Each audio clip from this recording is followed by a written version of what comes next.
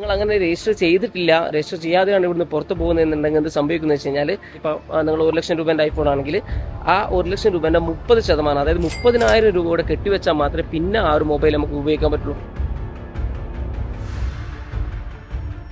ഉസ്ബെക്കിസ്ഥാനിലേക്ക് MBBS വരുന്ന കുട്ടികൾ അറിഞ്ഞിരിക്കേണ്ട വളരെ ഇമ്പോർട്ടൻ്റ് ആയിട്ടുള്ള ഒരു പുതിയ അപ്ഡേറ്റ് ഉസ്ബെക്കിസ്ഥാനിലുണ്ട്. ഉസ്ബെക്കിസ്ഥാനിലേക്ക് നമ്മൾ വരുന്ന സമയത്ത് നമ്മൾ എയർപോർട്ടിൽ, അതായത് പുറത്തേക്ക് ഇറങ്ങുന്നതിൻ്റെ തൊട്ട് സൈഡിൽ, പുറത്തേക്കുള്ള ഔട്ട്ഡോറിൻ്റെ തൊട്ട് സൈഡിൽ ഇവിടെ UZIMEI എന്ന് പറഞ്ഞുള്ള ഒരു ചെറിയൊരു കൗണ്ടർ കാണാൻ പറ്റും. അപ്പോൾ ഇവിടെ വന്നിട്ട് നമ്മുടെ മൊബൈൽ ഡിവൈസ്, അതായത് നമ്മൾ ഏത് ഡിവൈസാണ് യൂസ് ചെയ്യുന്നത്, ഐഫോൺ ആണ് ഐഫോൺ, സാംസങ് ആണ് സാംസങ്, ആ ഡിവൈസ് ഇവിടെ വന്നിട്ട് നമ്മുടെ IMEI ഇവിടെ രജിസ്റ്റർ ചെയ്യണം.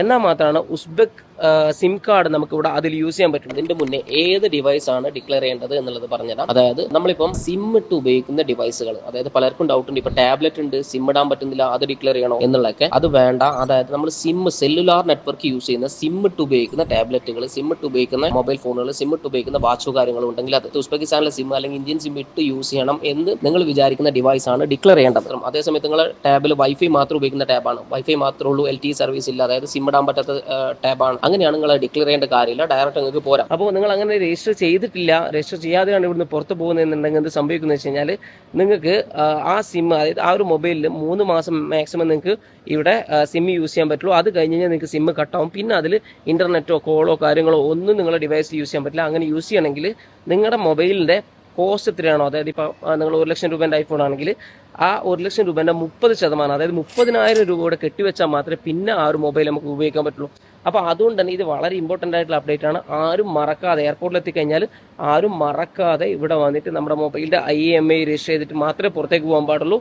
അല്ലെങ്കിൽ എന്താണെന്ന് വെച്ചാൽ ഈ ഒരു ബുദ്ധിമുട്ട് എല്ലാവർക്കും വരും. അപ്പോൾ എല്ലാ കുട്ടികളും ഇത് അറിഞ്ഞിരിക്കണം. കാരണം ഇത് പുതിയ അപ്ഡേറ്റ് ആയതുകൊണ്ട് പലരും അറിഞ്ഞിട്ടുണ്ടാവില്ല. അപ്പോൾ നമ്മുടെ മൊബൈലിൽ 2 സ്ലോട്ട് ഉണ്ട് എന്നുണ്ടെങ്കിൽ, ആ 2 സ്ലോട്ടിൽ നമ്മൾ സിം ഉപയോഗിക്കുന്നുണ്ട് എന്നുണ്ടെങ്കിൽ, ഇപ്പോൾ നാട്ടിലെ സിം ഒരു സ്ലോട്ടിലും മറ്റേ സിം അടുത്ത സ്ലോട്ടിലൊക്കെ ഉപയോഗിക്കുമല്ലോ, അങ്ങനെ ഉപയോഗിക്കുന്നുണ്ടെങ്കിൽ ആ 2 സ്ലോട്ടും നമ്മൾ രജിസ്റ്റർ ചെയ്യണം. ഒരു സ്ലോട്ട് മാത്രം പോരാ, 2 സ്ലോട്ടും രജിസ്റ്റർ ചെയ്യണം. അപ്പോൾ ഇവിടെ വന്നിട്ട് നമ്മൾ ആ ഫോം ഫില്ല് ചെയ്ത് കൊടുത്തു കഴിഞ്ഞാൽ നമുക്ക് IMEI രജിസ്ട്രേഷൻ കിട്ടും. അപ്പോൾ ഇപ്പോൾ കാണിച്ചാൽ അത് എങ്ങനെ നമ്മുടെ സ്ലോട്ട് രജിസ്റ്റേർഡ് ആയിട്ടുണ്ടോ ചെക്ക് ചെയ്യാൻ പറ്റിയൊരു വെബ്സൈറ്റ് ഉണ്ട്. ആ വെബ്സൈറ്റിൻ്റെ ലിങ്ക് ഞാൻ ഡിസ്ക്രിപ്ഷനിൽ കൊടുക്കുന്നുണ്ട്.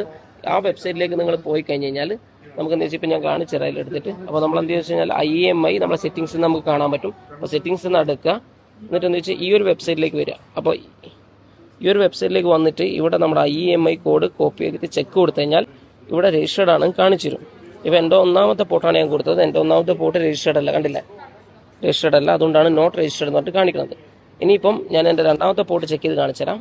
അപ്പോൾ ഇവിടെ 2ാമത്തെ പോർട്ട് ചെക്ക് ചെയ്യാൻ വേണ്ടിയിട്ട് നമുക്കിവിടെ 2ാമത്തെ പോർട്ട് കൊടുത്ത്, ഞാനിപ്പോൾ 2ാമത്തെ പോർട്ടാണ് എൻ്റെ കൊടുത്തത്. അപ്പോൾ അതിവിടെ കൊടുത്തു കഴിഞ്ഞാൽ ഇവിടെ കാണാൻ പറ്റും. അപ്പോൾ രജിസ്റ്റേർഡ് ആണെങ്കിൽ ഇതുപോലെ രജിസ്റ്റേർഡ് എന്ന് പറഞ്ഞിട്ട് ഒരു ടിക്ക് കാണാൻ പറ്റും. അപ്പോൾ ഇങ്ങനെയാണ് ഇത് രജിസ്റ്റർ ചെയ്യുന്നത്. അപ്പോൾ നമ്മുടെ ഫോണിൽ 2 സ്ലോട്ട് ഉണ്ട്. 2 സ്ലോട്ടിൽ നമ്മൾ സിം ഉപയോഗിക്കുന്നുണ്ടെങ്കിൽ 2ഉം സെപ്പറേറ്റ് രജിസ്റ്റർ ചെയ്യണം. അതിന് നമ്മൾ ചെയ്യേണ്ടത് എന്താണെന്ന് വെച്ച് കഴിഞ്ഞാൽ, ഇവിടെ ഈ ഒരു ഫോം ഉണ്ട്, ഈ ഫോം ഫില്ല് ചെയ്ത് കൊടുക്കുക എന്നുള്ളതാണ്. അതായത് ഇതുപോലെ ഒരു ഫോം കിട്ടും, ഈ ഫോം ഫില്ല് ചെയ്ത് കൊടുക്കുക. ഇങ്ങനെയാണ് ഈ കസ്റ്റംസ് ഡിക്ലറേഷൻ ഉള്ളത്. അപ്പോൾ ഈ കസ്റ്റംസ് ഡിക്ലറേഷൻ എന്ന് പറഞ്ഞു കഴിഞ്ഞാൽ ഫ്രീ ഓഫ് കോസ്റ്റ് ആണ്, നമുക്ക് പ്രത്യേകിച്ച് പൈസ ഒന്നുമില്ല. അതായത് പണ്ടൊക്കെ നമ്മൾ എയർപോർട്ടിൽ നിന്ന് നേരെ സിം കൊടുത്തിട്ട് ഡയറക്റ്റ് ഇറങ്ങി പോകുമായിരുന്നു. എന്നിട്ട് പിന്നെ എന്താ വെച്ചാൽ 3 മാസത്തിനുള്ളിൽ നമ്മൾ ഈ ഒരു വെബ്സൈറ്റിൽ പോയിട്ട് IMEI രജിസ്ട്രേഷൻ ചെയ്താൽ മതിയാവും. 70,000 സോമായിരുന്നു അന്നുണ്ടായിരുന്നത്. പക്ഷേ ഇപ്പോൾ എങ്ങനെയാണെന്ന് വെച്ചാൽ ഇവിടെ നമ്മൾ ഡിവൈസ് ഡിക്ലറേഷൻ കൊടുത്തിട്ട് വേണം പുറത്ത് പോകാൻ. എന്നാൽ മാത്രമാണ് നമുക്ക് 3 മാസത്തിനുള്ളിൽ IMEI രജിസ്റ്റർ ചെയ്യാൻ പറ്റുള്ളൂ. അതല്ലാന്നിട്ട് നമ്മൾ ഡിവൈസിൻ്റെ ഈ പറഞ്ഞ പോലെ 30% കൊടുക്കേണ്ടി വരും. അപ്പോൾ ഇത് ഫ്രീ ഓഫ് കോസ്റ്റ് ആണ്, വേറെ പൈസ ഒന്നുമില്ല കസ്റ്റം ഡിക്ലറേഷൻ.